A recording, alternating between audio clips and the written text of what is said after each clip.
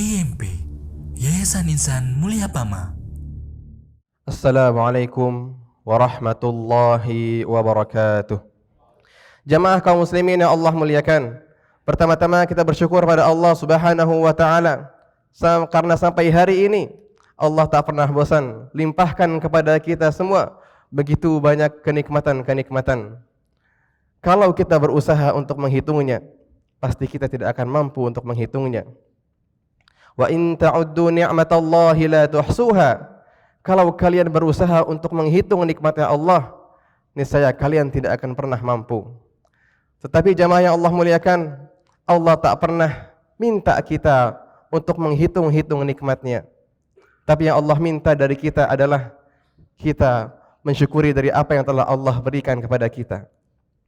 Salawat dan juga salam senantiasa tercurah limpahkan kepada baginda besar Nabi kita Muhammad sallallahu alaihi wasallam dan juga keluarganya, sahabatnya, serta orang-orang yang senantiasa memperjuangkan, mengajarkan agama Islam yang sempurna ini. Jamaah yang Allah muliakan, ada satu amalan yang kata Allah Subhanahu wa taala, barang siapa yang mengamalkan amalan ini, maka pasti akan Allah cukupkan.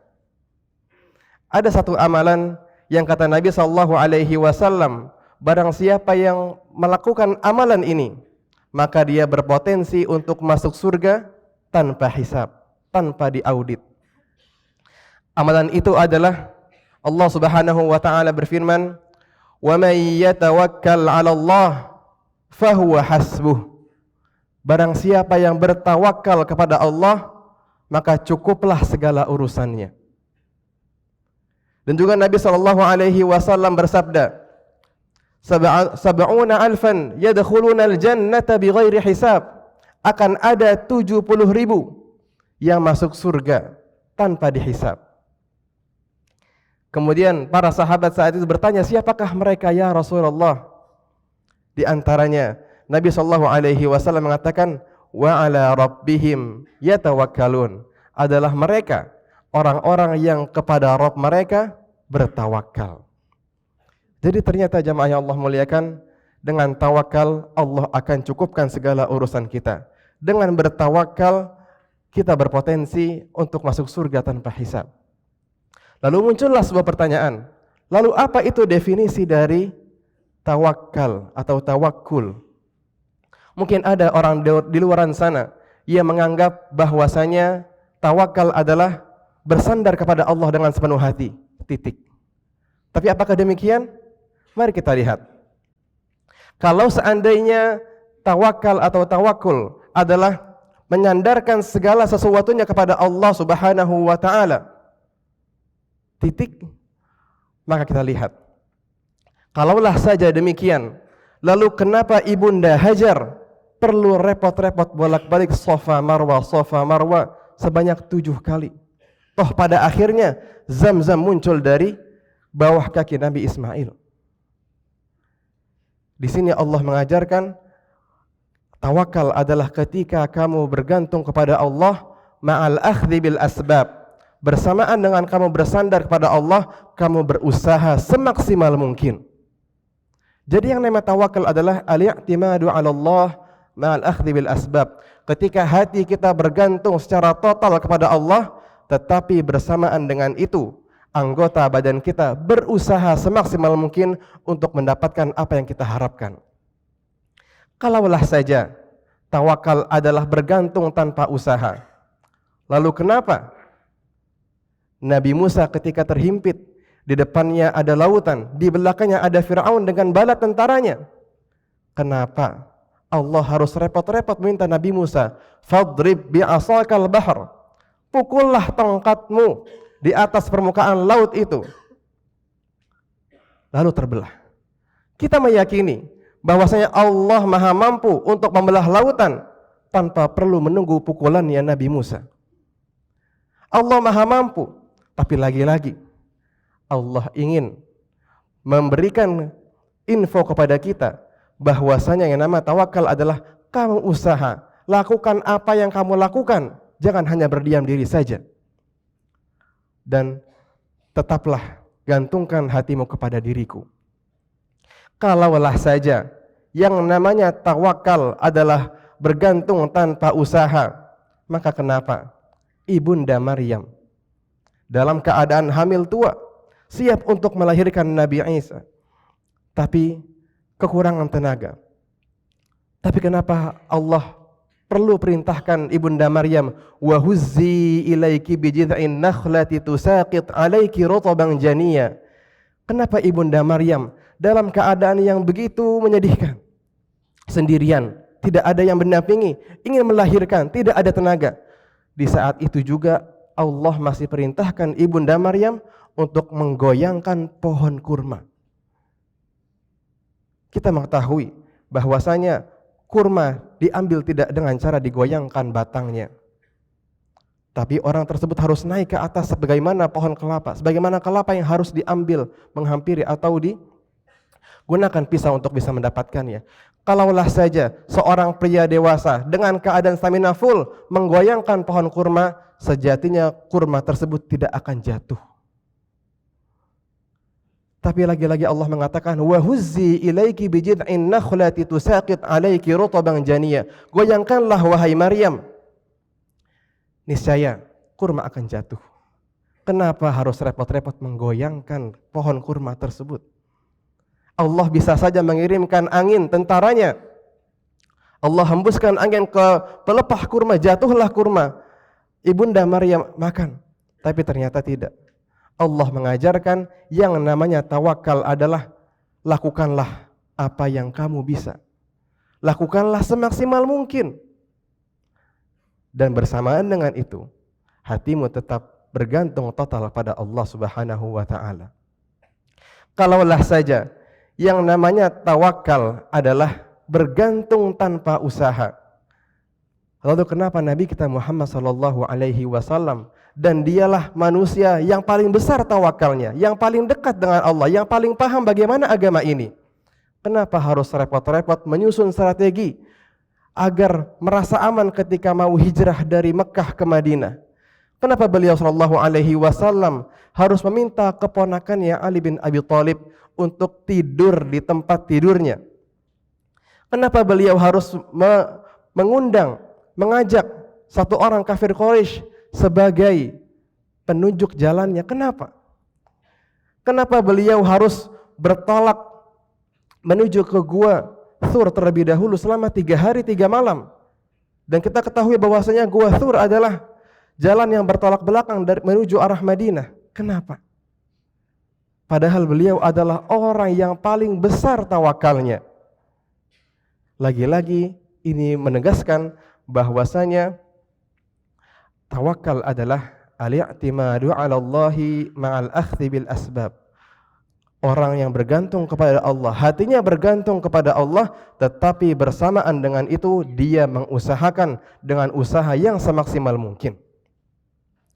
Maka jika ada hari ini yang mengatakan aku tawakal, tetapi kakinya tidak beranjak, tangannya tidak berusaha, kepalanya, otaknya tidak berpikir, tidak merencanakan sesuatu, sejatinya dia belum bertawakal. Justru sebaliknya, para ulama mengatakan hal ini adalah at-tawakul. Apa itu tawakul? Tawakul adalah orang yang pura-pura sedang tawakal. Dia menutupi kemalasannya, dia menutupi kemagerannya, dia menutupi ketidakmampuannya dengan kata saya tawakal. Padahal dia malas, padahal dia tidak tahu, dia tidak mau berstrategi. Dan ini adalah orang yang sangat-sangat Allah benci. Nabi SAW pernah menegur sahabatnya. Ada seorang sahabat yang datang ke Masjid Nabawi dengan unta. Kemudian ditinggalkanlah unta tersebut tanpa diikat, seraya mengatakan, aku bertawakal. Kemudian kata Nabi SAW, tidak, kamu tidak bertawakal. Tapi tawakal adalah kamu ikat tali untamu, lalu kamu pergi sholat. Lagi-lagi, tawakal adalah ma'al akhdhi bil asbab, dengan menjalankan, menempuh jalan sebab-sebab keberhasilan. Dalam hadis Bukhari Diriwayatkan oleh Ibnu Abbas radhiyallahu anhu, kana ahlul Yaman yahujjuna wa la yatazawwadun. Dulu orang-orang Yaman, kata Ibnu Abbas, melaksanakan haji wa la yatazawwadun, tetapi mereka tidak menyiapkan bekal untuk haji. Wa yaqulun nahnu mutawakkilun. Bersamaan dengan mereka tidak menyiapkan perbekalan tersebut, mereka mengatakan, kami semua bertawakal.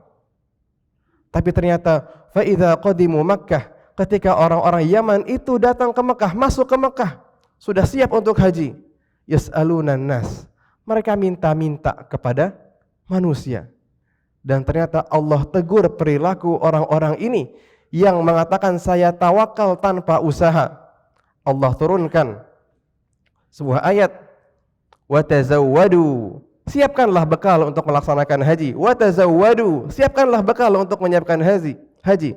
Fa inna khairaz zadi taqwa, karena sesungguhnya sebaik-baik bekal adalah takwa.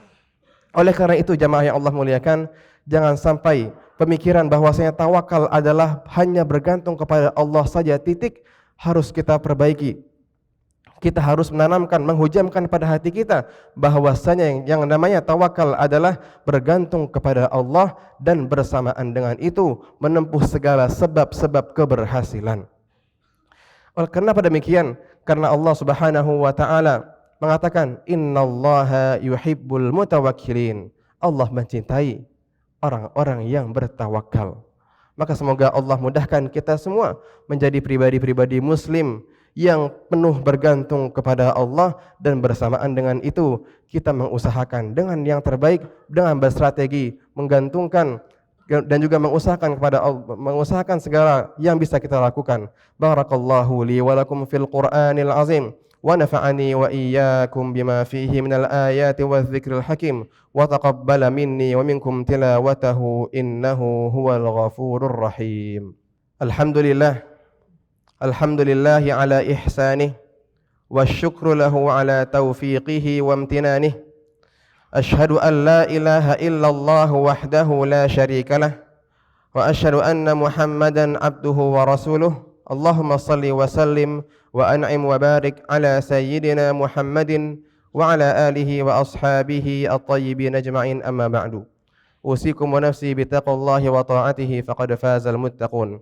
Jamaah yang Allah muliakan, tentang tawakal tadi, bahkan para ulama mengatakan barang siapa yang masih menganggap bahwasanya tawakal adalah bergantung kepada Allah tanpa usaha, maka sejatinya ada yang rusak dari ketauhidannya.